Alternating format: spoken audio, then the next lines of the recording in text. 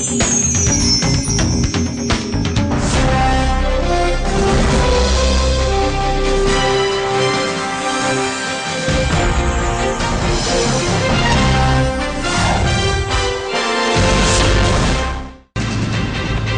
செய்திகள். மத்திய அமைச்சர் தயாநிதி மாறன் பதவி பறிபோவது ஏன்? பரபரப்பான பின்னணி விவரங்கள்.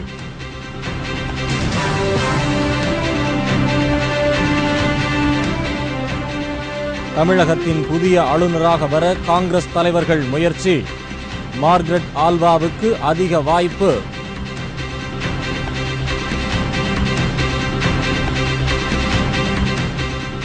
பொறியியல் மருத்துவ மாணவர்களுக்கான கலந்தாய்வு தொடங்கியது.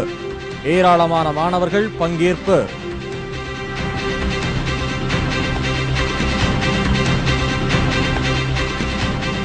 தெற்கு ரயில்வேயில் 18 புதிய எக்ஸ்பிரஸ் ரயில்கள் அறிமுகம். கோவை தூத்துக்குடி எக்ஸ்பிரஸ் தினசரி இயக்கப்படும்.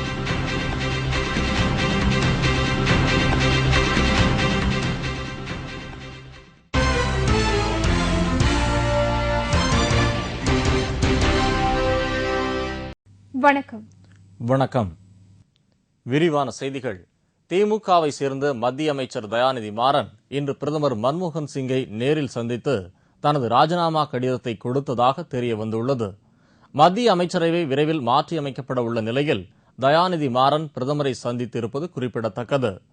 டெல்லி ரேஸ்கோர்ஸ் சாலையில் உள்ள பிரதமரின் இல்லத்தில் தயாநிதி மாறன் இன்று காலை பிரதமரை சந்தித்தார்.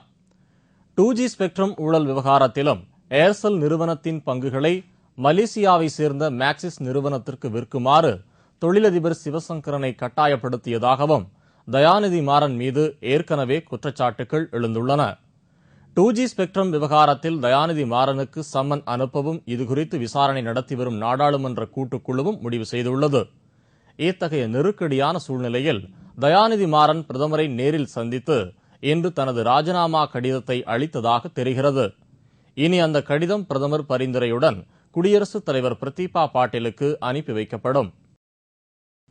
தமிழகத்தின் புதிய ஆளுநர் யார் என்ற பரபரப்பு புதுடெல்லியில் கிளம்பியுள்ளது. தமிழகத்தின் ஆளுநர் பொறுப்பிற்கு வருவதற்கு 3 பேரின் பெயர்கள் உள்துறை அமைச்சகத்தின் தீவிர பரிசீலனையில் இருப்பதாக தெரிகிறது. தமிழகத்தின் சுர்ஜித் சிங் பர்னாலா பதவிக்காலம் முடிவடைந்ததால் அந்த பொறுப்பிற்கு வருவதற்கு முக்கிய தலைவர்கள் பலரும் முயற்சி செய்து வருகின்றனர். அதில் முக்கியமாக மார்கரெட் ஆல்வா ஆந்திர மாநில முதல்வராக இருந்த ரோசையா, கர்நாடக மாநில ஆளுநராக இருக்கும் பரத்வாஜ் ஆகிய 3 பேரின் பெயர் மத்திய அரசின் பரிசீலனையில் இருப்பதாக டெல்லி வட்டாரங்கள் தெரிவிக்கின்றன.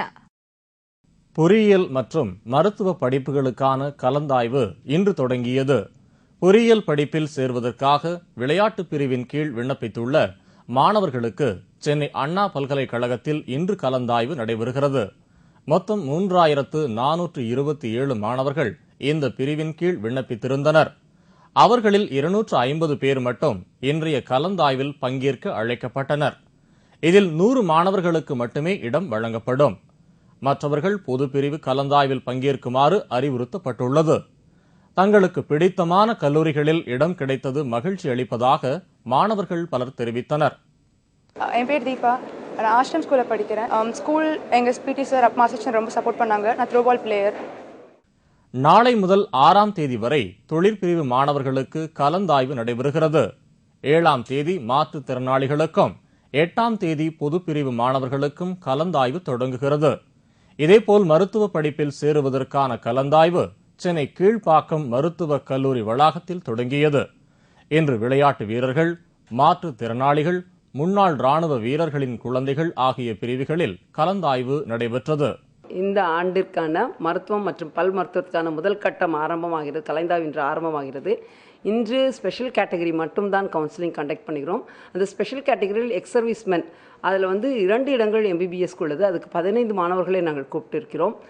ஸ்போர்ட்ஸ் கோட்டா 3 அண்ணா யூனிவர்சிட்டியில் அந்த ஸ்போர்ட்ஸ் கமிட்டி செலக்ட் பண்ணி அனுப்புவார்கள். அவர்களுக்கு 12 பேருக்கு கால் லெட்டர் அனுப்பியிருந்தார்கள் ஸ்க்ரூட்னிக்காக. அதுக்கப்புறம் பிசிக்கலி ஹேண்டிகேப்டில் 66 மாணவர்கள் அப்ளை பண்ணியிருந்தார்கள். அவர் 66 மாணவர்கள் வந்திருக்கிறார்கள். நாளை முதல் பொதுப்பிரிவு மாணவர்களுக்கான கலந்தாய்வு தொடங்குகிறது. தெற்கு ரயில்வே பல்வேறு புதிய மாறுதல்களை செய்துள்ளது. அதன்படி வாரம் 2 முறை சென்னையில் இருந்து மதுரைக்கு வழியில் நிற்காத எக்ஸ்பிரஸ் ரயில் இயக்கப்படும். கன்னியாகுமரியில் இருந்து திருவனந்தபுரத்திற்கும் தூத்துக்குடியில் இருந்து துவாரகாவிற்கும் வாரம் ஒருமுறை எக்ஸ்பிரஸ் ரயில் இயக்கப்படும். கோவை தூத்துக்குடி எக்ஸ்பிரஸ் ரயில் நாளை முதல் தினசரி இயக்கப்படும். விழுப்புரத்தில் இருந்து கோரக்பூருக்கு வாரந்தோறும் எக்ஸ்பிரஸ் ரயில் இயக்கப்பட இருக்கிறது. மொத்தம் 18 புதிய ரயில்கள் இயக்கப்பட இருப்பதாக தெற்கு ரயில்வே பொது மேலாளர் தீபக் கிருஷ்ணன் அறிவித்தார். கோவை நாகர்கோவில் இடையே ஏற்கனவே இயக்கப்படும் எக்ஸ்பிரஸ் ரயிலில் தூத்துக்குடி செல்லும் பெட்டிகள் இணைக்கப்படும். திருச்செந்தூர் எக்ஸ்பிரஸ் ரயிலை தினசரி இயக்க ஏற்பாடு நடந்து வருவதாகவும் பொது மேலாளர் கூறினார். ஜம்மு காஷ்மீர் மாநிலம் அமர்நாத் குகை கோவிலில் அமைந்துள்ள பனிலிங்கத்தை தரிசிக்க ஆயிரக்கணக்கான பக்தர்கள் புனித யாத்திரை மேற்கொண்டுள்ளனர். அமர்நாத் குகை கோவிலில் இயற்கையாக ஏற்படும் அதிசய பனிலிங்கத்தை தரிசிப்பதற்காக நாட்டின் பல்வேறு பகுதிகளில் இருந்தும் ஆண்டுதோறும் ஆயிரக்கணக்கான பக்தர்கள் திரண்டு வருகின்றனர். अभी दर्शन करके आ रहा हूँ ऊपर अमरनाथ बाबा के। बहुत अच्छा शिवलिंग बना हुआ है, करीब 16-17 फुट लंबा शिवलिंग बना हुआ है। बहुत ही भीड़ भी काफी है। आज पहला दिन है, ऐसा लगता है कि जैसे मानो इस साल बाबा के दर्शन करने के लिए बहुत भक्त आएंगे।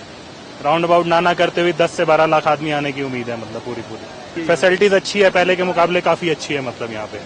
यहाँ के लोग भी बहुत कोऑपरेटिव है। जो इन्होंने यहाँ पे फोर्सेस लगा रखी हैं वो भी बहुत कोऑपरेटिव हैं। लोग भी यहाँ के बहुत कोऑपरेटिव हैं। இந்த ஆண்டு அமர்நாத் யாத்திரை கடந்த 28ஆம் தேதியன்று தொடங்கியது.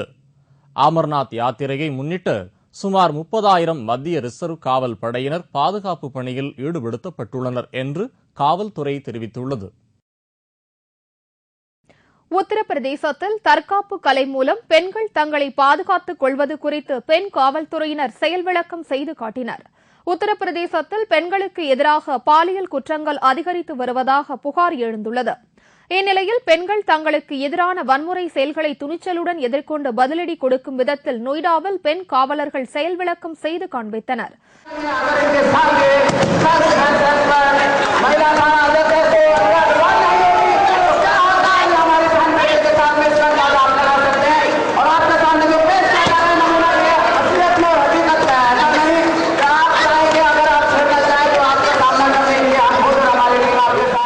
ஈவ்டீசிங் மற்றும் செயின் பறிப்பில் ஈடுபடும் நபர்களிடம் இருந்து தற்காப்பு கலையை பயன்படுத்தி எவ்வாறு பாதுகாத்துக் கொள்வது என்று அவர்கள் ஒத்திகை நிகழ்ச்சி நடத்தினர்.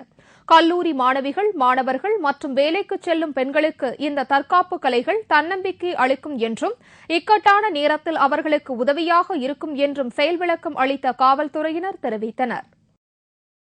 மீண்டும் முக்கிய செய்திகள். திமுகவை சேர்ந்த மத்திய அமைச்சர் தயாநிதி மாறன் இன்று பிரதமர் மன்மோகன் சிங்கை நேரில் சந்தித்து தனது ராஜினாமா கடிதத்தை கொடுத்ததாக தெரியவந்துள்ளது. தமிழகத்தின் ஆளுநர் பொறுப்பிற்கு மார்கரெட் ஆல்வா உட்பட 3 பேரின் பெயர்கள் உள்துறை அமைச்சகத்தின் தீவிர பரிசீலனையில் இருப்பதாக தெரிகிறது. பொறியியல் மற்றும் மருத்துவ படிப்புகளுக்கான கலந்தாய்வு இன்று தொடங்கியது.